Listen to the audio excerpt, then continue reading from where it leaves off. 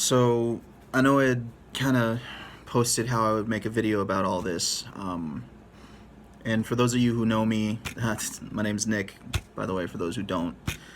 For those of you who know me, know that every once in a while I'll write something heartfelt on Facebook about how I feel, especially with what's happening with not necessarily the Black Lives Matter movement, but what happens with Black lives.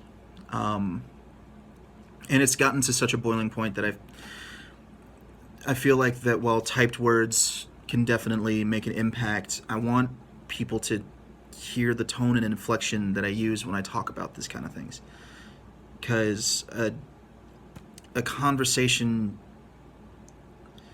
a conversation needs to be started, and right now there's just a lot of yelling, and then a lot of people are in their own little echo chambers of one side of the opinion and the other side of the opinion, and then when everyone's yelling, no one's actually listening.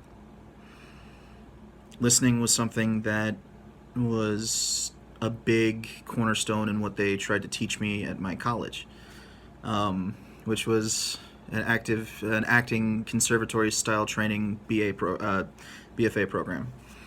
Um, so take that as however you want, but they made damn sure that the one thing that you at least left with was how to actually listen.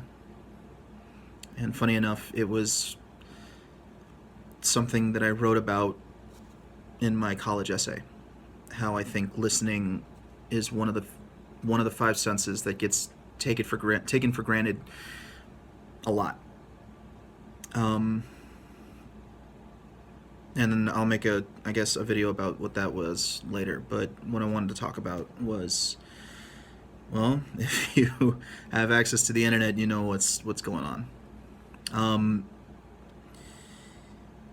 So Colin Kaepernick started taking a knee to protest police brutality against any person of color, any ethnic person being mistreated and unfairly by the government officials that are employed to protect. The slogan is to serve and protect. And listen, the argument that I hear a lot is that,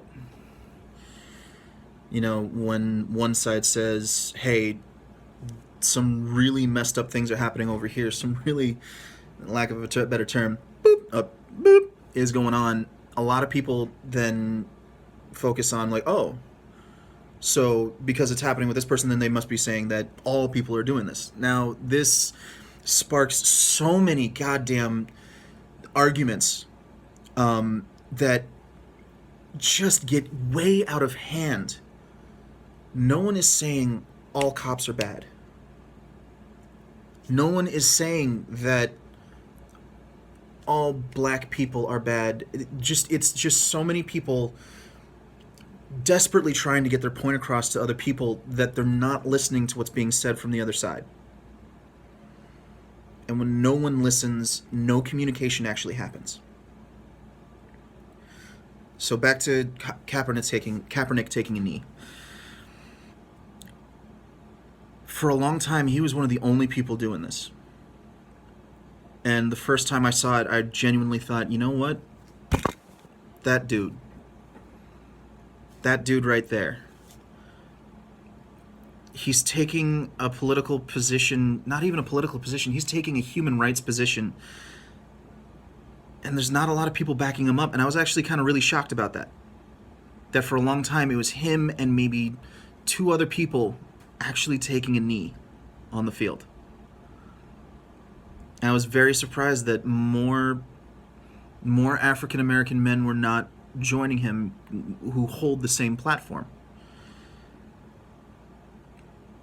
Then fast forward a year and a half later, we have Trump making comments And now suddenly everyone is taking a knee and locking arms and showing solidarity. Listen, I'm glad y'all are part of the fight now. I'm not taking that away from you. I'm glad that y'all stepped up and are a part of the fight now. But my biggest question is, why did it take this long? I'm not saying don't join the fight. I'm not saying you joining now is pointless. God, no, it's got so much more emphasis to it. If this was happening last year, Kaepernick might not be out of a job right now. The person, and I know he had that in his head, that if he was going to be the first person to do this, he had to have had that conversation with himself that, you know what, there's going to be repercussions. Absolutely. I might not have a job after this. I might not even be able to have the same platform to express this from when I start this, but you know what? It needs to be said. And that was the time when we needed the same kind of solidarity that we're seeing right now. We needed that then too. So to everyone that locked arms, to everyone that took a knee, to everyone that stood out of view of the camera, still standing for the Pledge of Allegiance and all that good stuff, to all of y'all that started doing that now, thank you. Thank you for joining the fight. My only thing that I ask you is that now that you've joined, you don't stop. Consistency is what's going to carry us through this, and I need y'all to know that you cannot stop. Kids look up to you. A lot of African American kids, a lot of Latino, a lot of Latinx, a lot of just ethnic kids who feel like they can't get a ticket in this world to do what it is that they want to do and be able to provide for their families without doing something physical, because for whatever reason this is the situation that they're in, that the only way that they can successfully do that is to take advantage of their physicality that they have. We look up to you. We hold you in a high respect. And when we see you make these gestures, when we see you make these commitments and commentaries, we listen. We have to listen because we have no way to actually talk to you about it. So we're listening. I wanted to touch on the reality of being Black in America. Now, again, for those of you who know me, I'm right down the middle. I am a s'more. I am black and white on the inside, golden brown on the out. The experience of living Black in America, it's different for almost every Black person, except there are still the consistencies that we all experience, different similarities that we all have. I know for me personally, every time I see red and blue lights, I want to say it's a 50-50, but it's not. Every time I see red and blue lights, I actually get scared. I'm a big dude, man. I'm not that tall. I'm 5'9", but I'm a solid 245. I'm a big dude.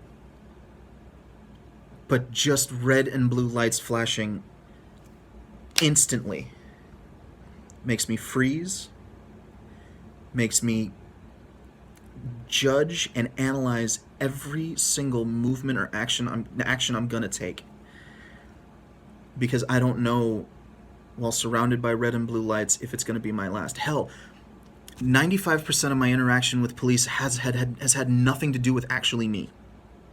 I've just been around when things have gone down, and just simply being in the area of it frightened me.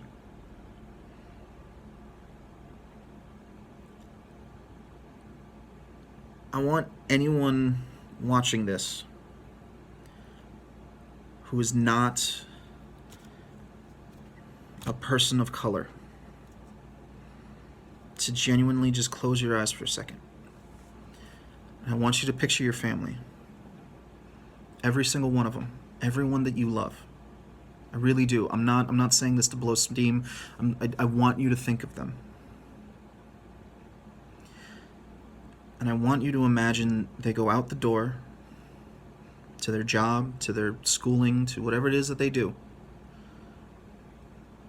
They go out the door, and then you get a phone call saying that they've been shot. That they've been shot by the police.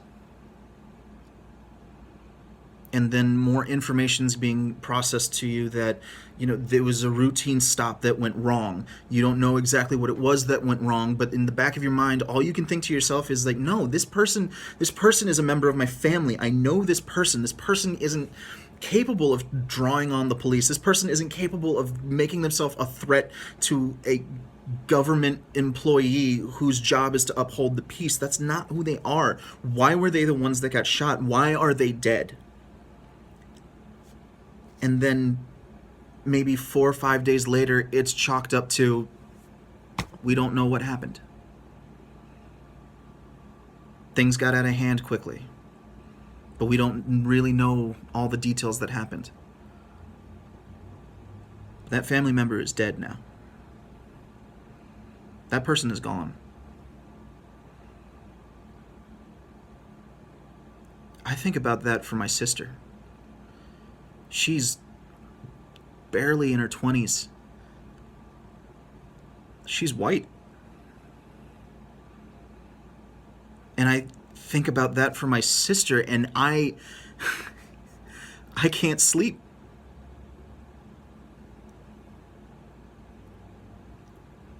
I want you to think about that for your family and think about how that is actually a reality for a lot of people. People that you probably even know.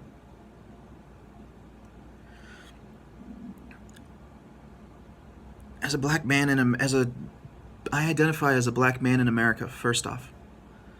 And as a black man in America, I genuinely record every single interaction that I have with the police, just in case something goes horribly wrong. So I have audio recording of what went down. I'm confident in my skills to be able to talk with someone, to be able to come to an understanding with someone and have a genuine conversation no matter what is going on. I'm confident in that, but I am not confident that that story is the one that's going to be told. So I've recorded every interaction that I might have had with cops. If I'm walking to the subway and they're doing a bag check and I've got a big bag with me, I go to my phone and I hit record. I'm not filming, I'm just getting the audio. Whenever I'm in the car with friends and there is a cop behind us and his lights turn on and we don't even know if we're being pulled over or not, I take my phone and I hit record.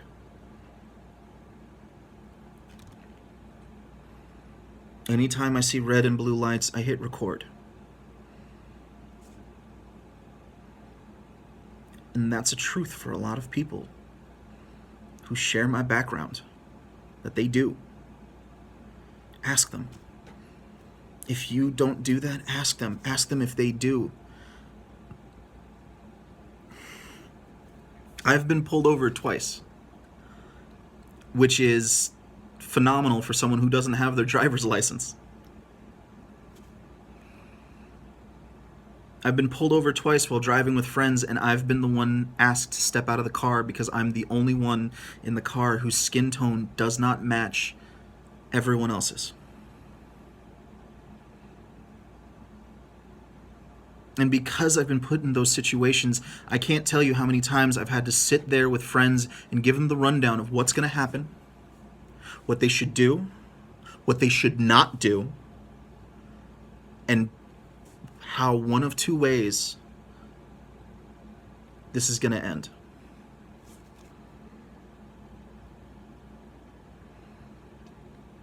That shouldn't be someone's experience.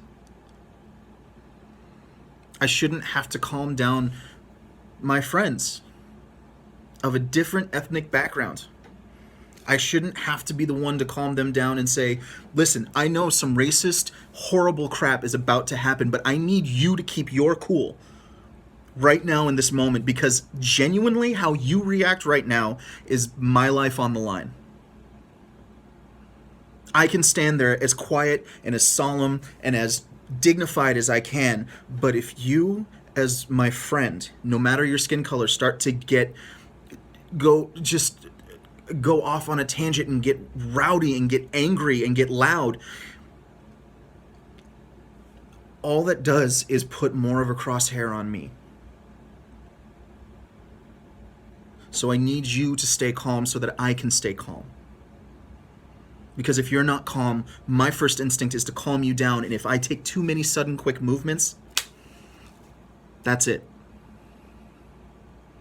I shouldn't have to explain that to friends. I shouldn't have to give that rundown to people that I care about, who only genuinely care about me and want to make sure that I get treated well. But because of the situation that I live in, if they don't keep calm, I could end up dead.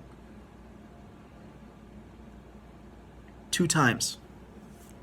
I've been pulled over, asked to step out of the car, and I don't even have a driver's license, let alone was I driving.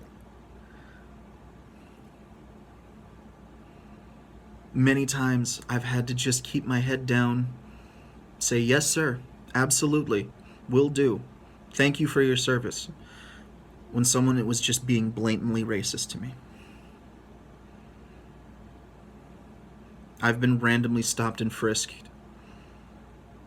When I was in high school and I was going to football practice and I had a big bag filled with football equipment with football shoulder pads on, and I'm going through a turnstile here in New York City, and the cops ask me to empty out my bag and ask me what's in it, and when I say football equipment, they literally look me dead in the face and say, football equipment, is that slang for drugs now?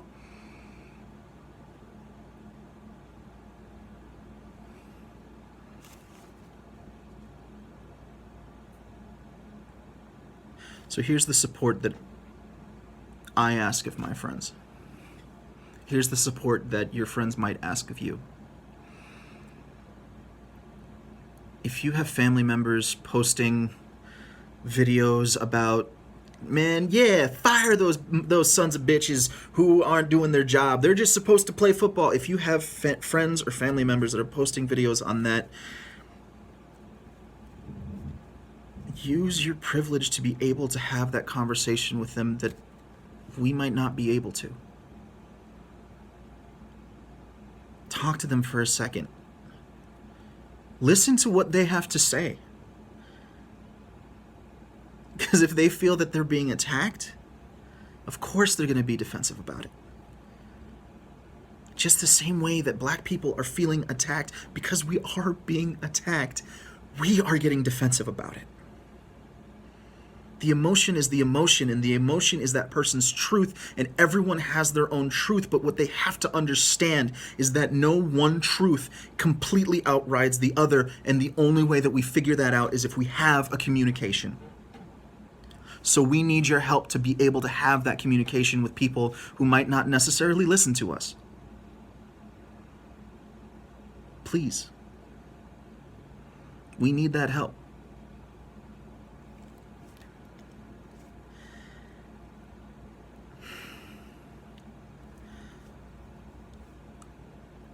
And lastly, I just want to talk about that, loving where you live, what country you live in, what state you live in, loving what city you live in, loving where you live doesn't mean there isn't progress that can't be made.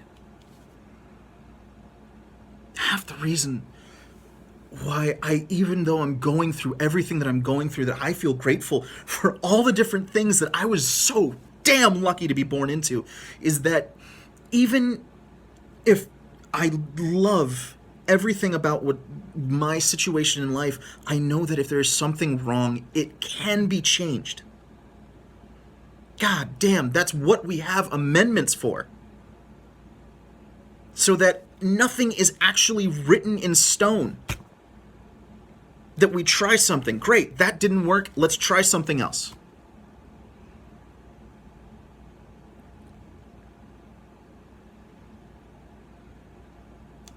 Loving where you live doesn't mean that there isn't progress that can be made.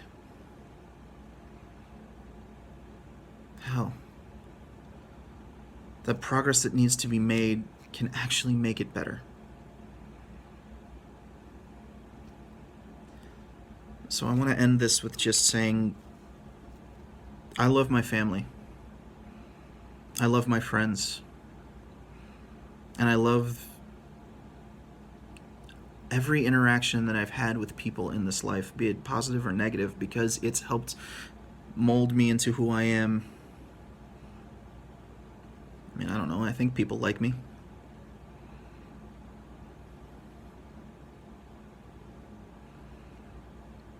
So if anyone has questions, if anyone has feelings that they need to express, I want to listen to it. I want to talk to you about it. I want to have those conversations so that you know that you can always have that kind of conversation with somebody.